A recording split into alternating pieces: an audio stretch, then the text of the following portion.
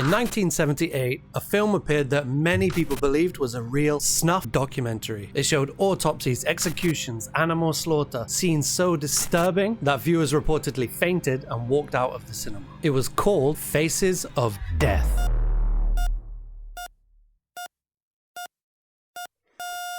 For decades, people have argued about how much of this movie is fake and how much of it is actually real. And today we're going to check it out and see what score it gets on our Unhinged movie scale. A quick thank you to everyone who watched my previous video. Thank you so much, it means a lot. Now, let's get into this nightmare. Directed by John Alan Swartz, this film presents itself as a documentary.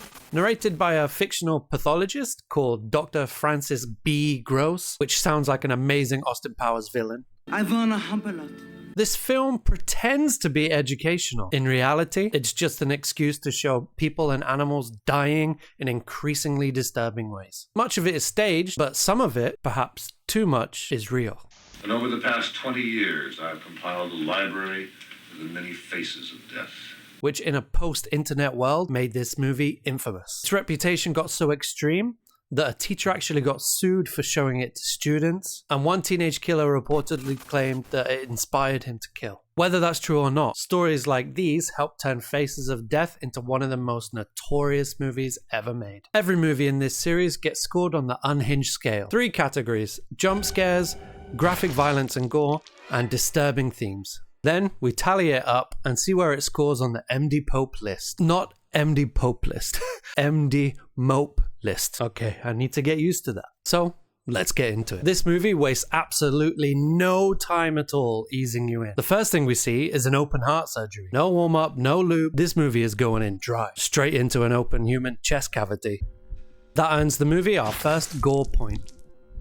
Not long after, there's a plethora of autopsy footage, including organs being removed and skulls being cracked open like an unboxing for scientists. Hey guys, thank you for joining in. Let's get it cracked open, hoping for a shiny. It's messy, it's uncomfortable, and it definitely qualifies for a graphic point. Some of the bodies look so stale I can taste it, like the smell of a band-aid that's been on for 20 years. Oh, it's making me bulk. But it gets an additional point here, because aside from the visuals, there's a discomfort in the fact that what we're watching might be real, and probably is. Then we're taken through several morgues, showing bodies in various stages of decay. Some of them are dried up like prunes, and some of them are fresh. It's not necessarily graphic, but it is deeply unsettling. One of the strangest and most derailed sequences shows the mummies of Guanajuato, Mexico. Isn't guana bat poop? Bat droppings. Preserved bodies of men, women, and children in twisted frozen expressions. I know you can go to museums and see mummified mummies, but seeing them preserved like this, up close and personal, earns this movie one more disturbing point. Well, I hope you're not vegan, because a large portion of Faces of Death focuses on animals being killed. Some of it is normal slaughterhouse. What do you mean, normal men? We're just innocent men. But some of it feels filmed purely for the shock value, and that's where the film starts to feel especially nasty. We see a broad range of animal ceasing methods. Chickens beheaded, seals clubbed, cows and sheep slaughtered, kosher and non-kosher, earning this movie one more gore point. But the real discomfort here comes from the ethical questioning. Some of you might disagree, but killing an animal is kind of necessary for survival. And as a species, we've built factories designed for death so that we don't have to see it. So instead of all of us having a little bit of death that we have to deal with, it's concentrated into one production line of the most efficient killing machines. And witnessing this earns this movie another disturbing point. One moment in particular got me pretty good. The camera focuses on a sheepskin face, bulging eyes staring directly at the camera as its carcass swings from a hook, legs still running through thin air as it hopelessly tries to escape. I don't want to risk showing this to you, but I'll draw it. Yeah, I'll draw it. Is now a good time to mention that I am not a good drawer. It kind of looks like this. I'm pretty proud of that in a strange way. There's me in the future in a museum.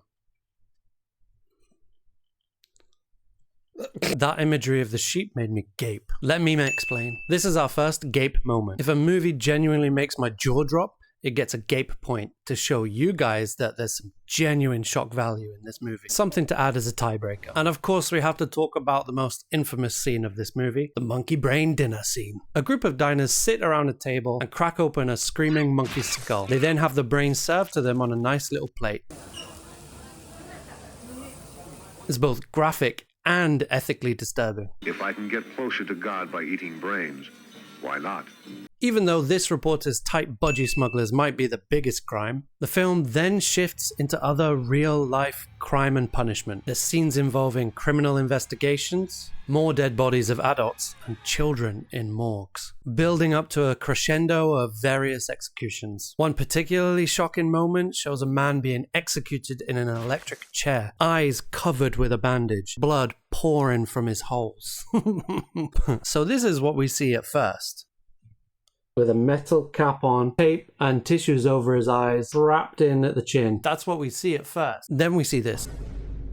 I will have this up for auction for 1 million. I'm going to raise it now. This section obviously gets a gore point, but there's also a deeper question that this section of the film raises: the morality of the death penalty.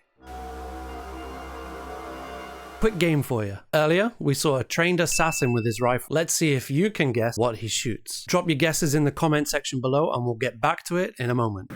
The film eventually expands into a montage of death from around the world. We've seen animals eat human flesh already, but next we see a cult ritual take place and the sacrifice and cannibalization of one of their members. Actually, I've got a question for you guys. Is it better for a cannibal to eat a human raw or cook it? Which one is more sadistic? Genuinely, which one's worse? This is so stupid. These are the kind of questions that keep me up at night. Some people have what came first, the chicken or the egg, but I have what is more sadistic, eat the meat raw or cook it? So please, let me know in the comments, are you team raw or team cooked? But it seems that this red meat wasn't enough to fill their appetite, as this scene ends in a big red bloody orgy. The spiritual moment is quite unnerving and it earns it the next disturbing point. Then, the film broadens out into death everywhere. War, starvation, suicide, bodies falling from buildings, crash aftermaths. At this point, it stops feeling like a horror movie and starts to feel like a philosophical question. The idea that death is everywhere and it's inescapable gives a numbing feeling. We're all going to die. Remember this guy from earlier? Well, did you take a guess at what he was going to splatter? Turns out, he shoots a watermelon. Which is probably the least disturbing moment of this entire film. This movie has a human kill count of 15. These are on-screen deaths. If this was a dead body count, then this movie would be in triple digits. But the kill count is a tiebreaker, so let's get on to the real final score. There's no jump scares, so we'll skip that. For graphic violence, it gets a score of 7. I'm only counting each disturbing element once, so even though we have multiple autopsies, multiple beheadings, those things are only 1 point no matter how many times it happens. For disturbing and psychological themes, it gets 9, giving it our first ever unhinged score of 16. Faces of Death isn't really a horror movie. It's more like a time capsule from before the internet. The dark web before the dark web, when seeing real death footage was almost impossible. The film gave a forbidden, voyeuristic look at things that most people would never confront. If you watch it, you definitely need to be comfortable with the idea of death. And I don't mean horror movie death. I mean the reality that death is all around us. And one day, everything will die. With a score of 16, Faces of Death becomes the first entry into our MDMOPE list. If you want to debate what movies should be on the list, I've made a Reddit thread for the series. Click the QR somewhere, maybe, if I put it on if I've got time. MDMOPE is a reference that the most unhinged of you would get. And if you don't know, I advise you to not go and look it up. But if you do go looking for it, you might want a VPN. There is a NordVPN affiliate link in the description. If you want to support the channel and get something in return, then please check it out. I hope you enjoyed this video. Please like and share and subscribe to see what movie we will look at next. As Dr. Francis B. Gore says at the end of the movie, with every death comes new life, and life is something that we should treasure.